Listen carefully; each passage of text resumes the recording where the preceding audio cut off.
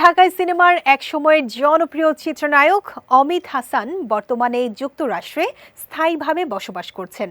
দীর্ঘদিন ধরে তিনি আমেরিকায় অবস্থান করলেও ২০২৩ সালে গ্রিন কার্ড অর্জনের মাধ্যমে তার এবং তার পরিবারের সেখানে স্থায়ী থাকার সুযোগ নিশ্চিত হয়।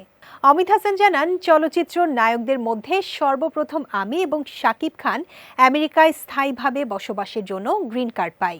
এরপর থেকে বাংলাদেশ ও আমেরিকার মধ্যে যাতায়াত করছি। শুটিং থাকলে দেশে আসি, কাজ না থাকলে পরিবারের কাছে আমেরিকায় ফিরে যাই।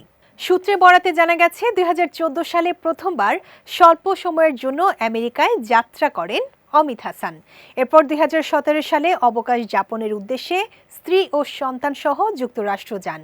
পরবর্তীতে সন্তানদের পড়াশোনার কথা বিবেচনা করে পরিবারসহ স্থায়ীভাবে বসবাসের পরিকল্পনা করেন তিনি।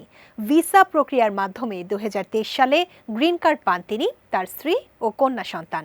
৯০-এর দশকে ঢালিউডে ব্যাপক জনপ্রিয়তা অর্জন করা অমিত হাসান এখনও নিয়মিত চলচ্চিত্রে অভিনয় করছেন। যদিও দেশে নেই, তবু দেশের সিনেমার সঙ্গে তার সংযোগ অটুট রয়েছে।